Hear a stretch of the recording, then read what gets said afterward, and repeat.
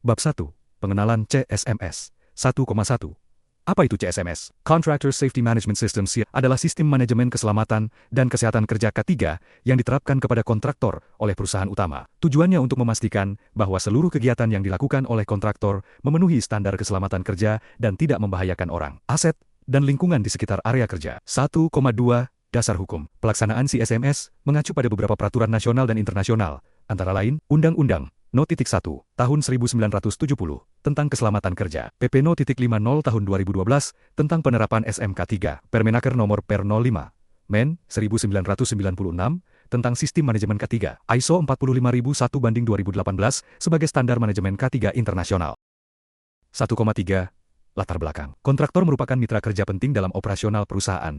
Namun, mereka juga termasuk kelompok dengan risiko kecelakaan kerja yang tinggi karena bersifat sementara, tingkat pendidikan rendah, kurangnya pemahaman terhadap prosedur K3 perusahaan, keterlibatan langsung di lapangan. 1,4 Tujuan dan manfaat CSMS. Menilai dan memastikan kontraktor memahami dan memenuhi persyaratan K3, mengurangi angka kecelakaan kerja, menjadi syarat pro-kualifikasi tender, meningkatkan citra perusahaan. 1,5 Peserta pelatihan CSMS, Direktur, General Manager, Manager, Superintendent, Chief Officer, Auditor, individu yang ingin meningkatkan kompetensi K3. Bab 2. Perencanaan dan proses implementasi. 2,19 Elemen kepemimpinan dan komitmen. Tujuan kebijakan dan strategi, organisasi, tanggung jawab, sumber daya, standar dan dokumentasi, penanganan bahaya dan pengaruh, perencanaan dan prosedur, pemantauan, implementasi dan kinerja, audit dan peninjauan, manajemen K3, prosedur tanggap darurat.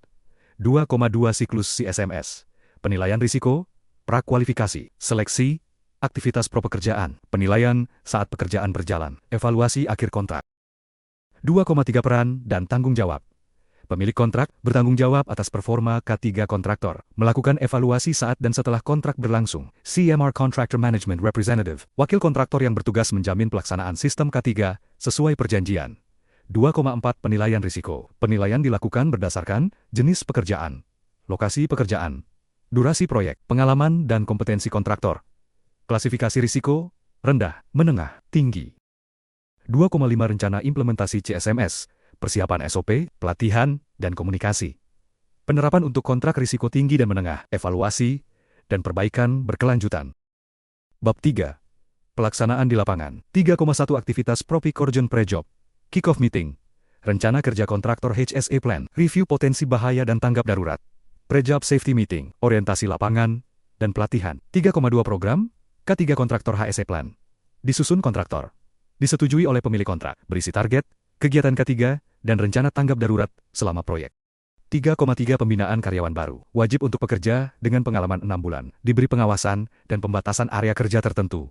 3,4 Tinjauan sebelum mobilisasi. Diperlukan untuk memahami prosedur dan ekspektasi HSE perusahaan. Bisa disertai orientasi site. 3,5 Implementasi di lapangan. Program kerja K3 dijalankan, pelaksanaan inspeksi rutin, laporan kinerja HSE, investigasi insiden, pelatihan dan komunikasi keselamatan. 3,6 Pertemuan dan evaluasi berkala, safety meeting, harian toolbox meeting, evaluasi, unjuk kerja, kunjungan lapangan oleh manajemen, forum hedge kontraktor tahunan. Bab 4. Evaluasi, penilaian, dan peningkatan. 4,1 Evaluasi akhir kontrak.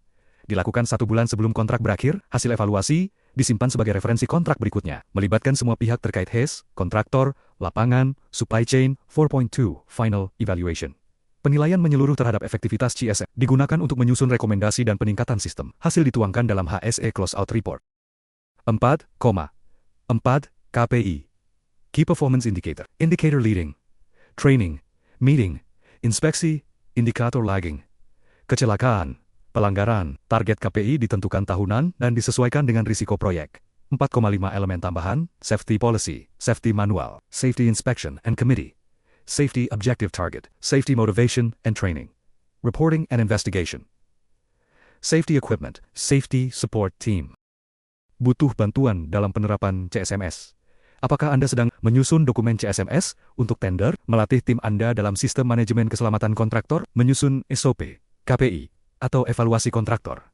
Kami siap membantu Anda dengan pembuatan dokumen CSMS sesuai standar, template lengkap elemen pelatihan dan pendampingan implementasi lapangan. Hubungi kami untuk informasi lebih lanjut dan konsultasi gratis. Catatan, Evaluasi dan peninjauan ulang terhadap sistem CSMS sebaiknya dilakukan secara berkala, minimal 1 tahun sekali, sebagai bentuk komitmen terhadap perbaikan berkelanjutan dan kepatuhan terhadap peraturan keselamatan kerja.